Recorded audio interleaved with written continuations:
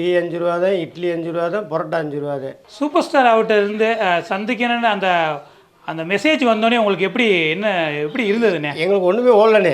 நாங்கள் சும்மா தான் சொல்கிறோம் நினச்சேன். கையோடலாம் காலும் இல்லை, தண்ணி அடித்த மணிக்கு ஆகி போச்சு. ஏன் கேட்குறீங்க? என் வீட்டுக்கார மனுஷன் என் வீட்டுக்காரமே நம்பலை. சிரிப்பாகி போச்சு எங்களுக்கு. இன்னும் இப்படி வந்திருக்கு அப்படின்ட்டு. அப்புறம் கடைசியில் அவங்களே ஃபோன் போட்டாங்க, உங்களுக்கு டிக்கெட் எல்லாமே போட்டிருக்க பண்ணாங்க. எல்லாமே அவங்க தான் செஞ்சாங்க. அந்த சென்னையில் இருக்கிற ஒரு கார்த்திக்னு சொல்லி ரீகாசி மூலியமாக முடித்து எல்லாமே பண்ணாங்க. ரொம்ப சந்தோஷமாக இருந்துச்சு. யாருன்னு நீங்கள் அவரை போய் சந்திக்க போனீங்க? நான், என் வீட்டுக்காரம்மா, மருமக, பேரன் எல்லாத்தையுமே பார்த்தேன். எல்லாருமே தனித்தனியாக ஃபோட்டோ எடுத்தேன், ஃபேமிலியோடு எடுத்தாங்க, எல்லாமே செஞ்சாங்க.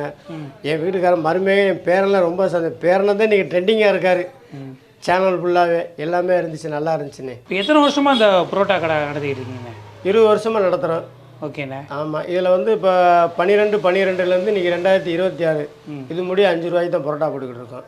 ஓ, 2012லேருந்து இப்போ வரையும் நீங்கள் 5 ரூபாய் தான் கொடுத்துருக்கீங்க? 12ஆம் தேதி 12ஆவது மாதம் 12ஆவது வருஷம். சரிண்ணே. இன்றைக்கி 26, கிட்டத்தட்ட 13 வருஷத்துக்கு மேலே ஆகுது நாங்கள் 5 ரூபாய்க்கு பரோட்டா போட்டு. டீ 5 ரூபா தான், இட்லி 5 ரூபா தான், பரோட்டா 5 ரூபா தான். ஏழை எளிய மக்கள் தான் நம்ம கடைக்கு வரணும், சாப்பிடணும். இல்லாத குழந்தைகளுக்கு சும்மாவே கொடுத்துருவேன்.